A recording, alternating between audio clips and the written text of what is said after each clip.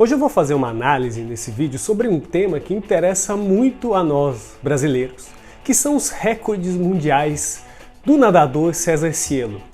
Para quem não se lembra, ele estabeleceu os recordes mundiais dos 50 e 100 metros nado livre em 2009, ou seja, há 10 anos, e esses recordes continuam valendo.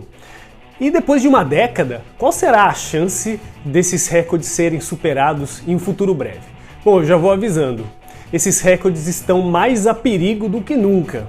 Isso não é novidade para ninguém, até porque no último campeonato mundial, realizado em Gwangju, na Coreia do Sul, esses recordes balançaram, ainda não caíram, mas estão a perigo. O que eu vou fazer nesse vídeo é quantificar a chance, quantificar a probabilidade desses recordes serem superados, digamos, no ano que vem, que é um ano que a gente tem a disputa dos Jogos Olímpicos. Mas vamos lá. Se vocês não se lembram, esses recordes mundiais do César Cielo foram estabelecidos em 2009, um ano em que a gente viu o auge daqueles trajes tecnológicos na natação. Na verdade, em 2008 e em 2009 a gente viu grande uso desses trajes.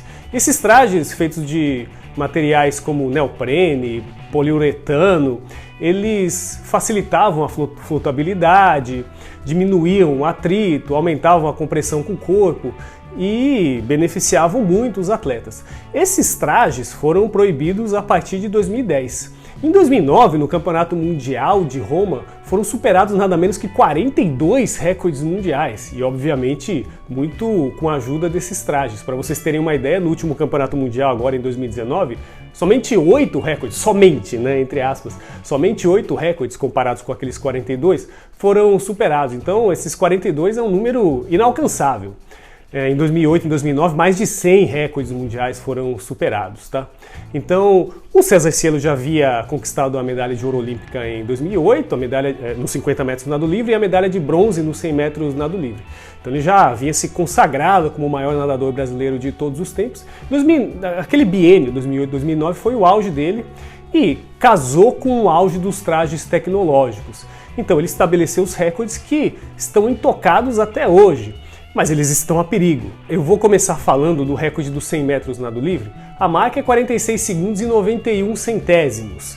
Nesse último campeonato mundial, o americano Caleb Dressel venceu os 100 metros nado livre com 46 segundos e 96 centésimos. Ou seja, ele ficou somente a 5 centésimos. Ele foi o primeiro nadador sem o uso daqueles trajes a nadar abaixo dos 47 segundos. E um outro nadador, o australiano Kyle Chalmers, fez 47 segundos e 8 centésimos, também bem próximo da marca. Então a gente pode imaginar, bom, tem atletas chegando perto ali, pode ser que em um futuro próximo o recorde seja superado. Mas como a gente quantifica isso? Bom, para fazer isso, eu peguei os rankings mundiais desde 2009, os 100 primeiros colocados no ranking mundial dos 100 metros nado livre e calculei a média dos tempos desses nadadores.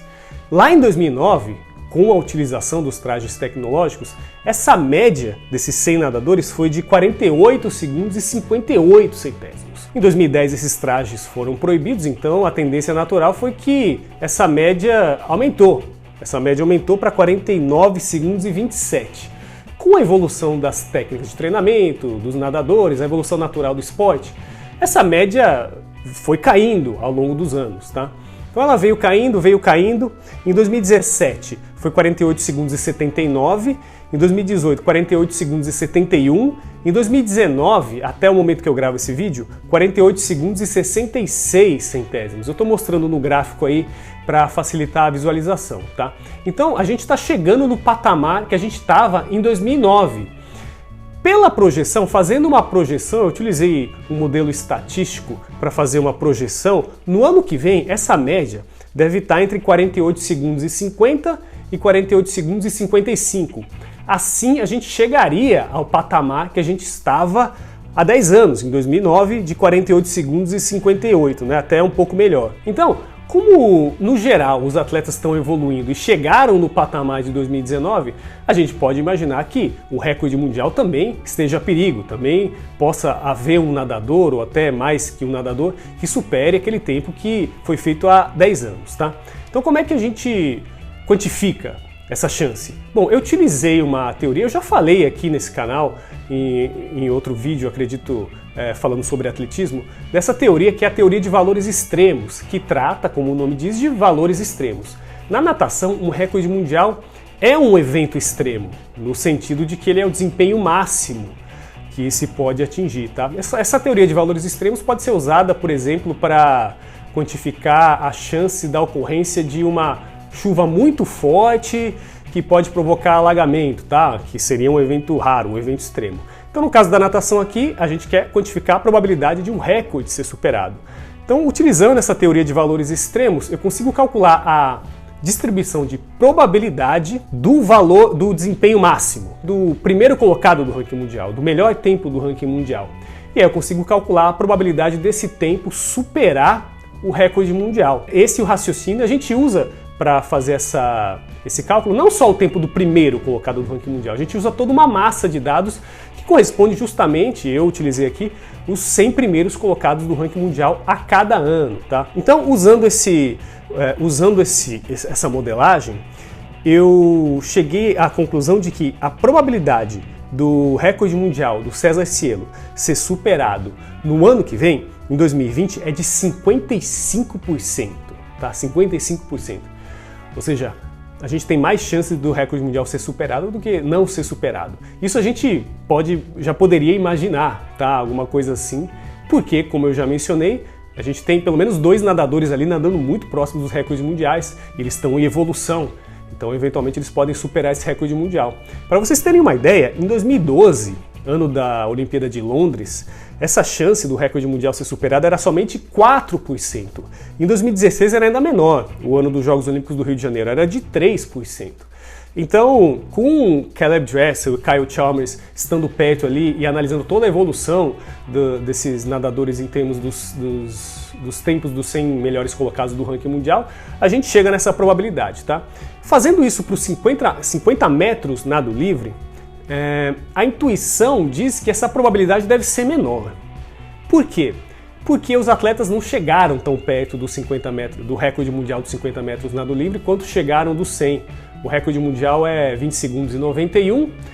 Nesse ano, em 2019, o nadador que chegou mais próximo foi também o americano Caleb Dressel com 21 segundos e 4 centésimos, ou seja, ele ficou a 13 centésimos. Então, em uma prova com a metade da distância, ele ficou ele ficou com um tempo mais distante do que ele estava no 100, tá?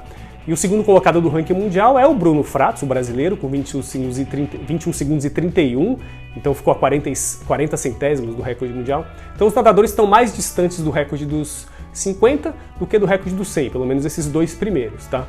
Então eu fiz a mesma análise usando teoria de valores extremos e cheguei à conclusão que a probabilidade desse recorde dos 50 metros nado livre ser superado em 2020 é de 15%, tá? É menor do que a probabilidade dos 100 metros. Pode parecer pouco, tá? Pode parecer pouco, mas em 2012, ano da Olimpíada de Londres, essa probabilidade era praticamente nula, praticamente zero. E em 2016 a probabilidade era de 0,09%. Então essa probabilidade aumentou bem, já chegou num nível que talvez a gente não fique tão surpreso se esse recorde mundial for superado no ano que vem, tá bom?